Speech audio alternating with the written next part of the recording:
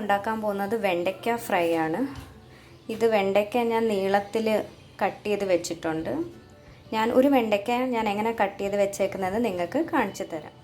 വെണ്ടയ്ക്ക എടുത്തിട്ട് ഇതിൻ്റെ അറ്റം ഒന്ന് കണ്ടിച്ച് കളയാം നമുക്ക്.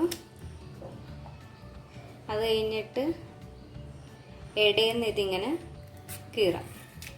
ഇങ്ങനെ ചെയ്യുന്നത് എന്തിനാണെന്ന് വെച്ചാൽ ഇതിനകത്ത് പുഴു എന്തെങ്കിലും ഉണ്ടെങ്കിൽ നമുക്ക് അറിയാൻ പറ്റും. ഇങ്ങനെ ചെയ്തിട്ട് ചെറിയ വെണ്ടയ്ക്ക ആണെങ്കിൽ ഒരു 2 പീസായിട്ട് മുറിക്കണം, വലുതാണെങ്കിൽ ഒരു 3 പീസായിട്ട് മുറിച്ച് ഇങ്ങനെ ഇടാം. അങ്ങനെ തയ്യാറാക്കി വെച്ചേക്കുന്ന കട്ട് ചെയ്ത് വെച്ചേക്കുന്ന വെണ്ടയ്ക്ക ഇതൊരു 250 ഗ്രാംസ് ഉണ്ട്. അപ്പോൾ ഇനി നമുക്ക് എങ്ങനെ ഇത് തയ്യാറാക്കേണ്ടതെന്ന് നോക്കാം. നമുക്കൊരു കടായി ചൂടാക്കാൻ വെക്കാം. അതിനകത്തോട്ട് ഒരു 1.5 ടീസ്പൂൺ എണ്ണ, 1.5 തൊട്ട് 2 ടീസ്പൂൺ വരെ എണ്ണ ഒന്ന് ചൂടായി കഴിഞ്ഞിട്ട് നമ്മൾ ഈ അരിഞ്ഞ് വെച്ചേക്കുന്ന വെണ്ടയ്ക്ക ഇതിനകത്തോട്ട് ഇടാം. ഇത് നമുക്ക് എളുപ്പത്തിൽ ഉണ്ടാക്കാൻ പറ്റുന്ന ഒരു റെസിപ്പിയാണ്. ഇതെല്ലാവർക്കും അറിയാം, എന്നാലും ഞാനിത് എൻ്റെ ഒരു സ്റ്റൈൽ കാണിച്ചു തരുന്നു. വെണ്ടയ്ക്ക ഇതിനകത്തോട്ട് ഇട്ടിട്ട് നന്നായിട്ട് സോട്ട് ചെയ്യണം.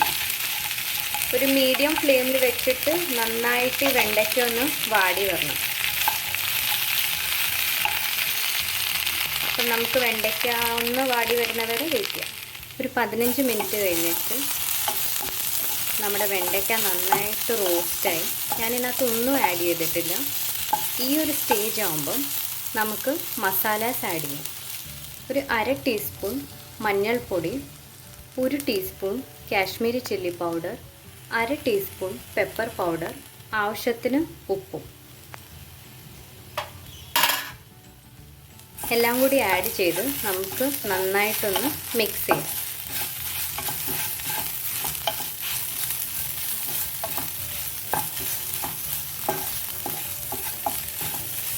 നിങ്ങൾക്ക് കുറച്ചും കൂടി ഫ്രൈ ആവണമെങ്കിൽ ഈ സ്റ്റേജിൽ നിങ്ങൾക്കൊരു സ്പൂൺ എണ്ണയും കൂടി ആഡ് ചെയ്ത് കൊടുക്കാം.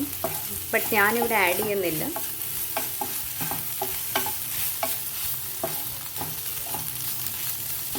മസാലയുടെ പച്ചച്ചുവ ജസ്റ്റ് ഒന്ന് മാറ്റുക.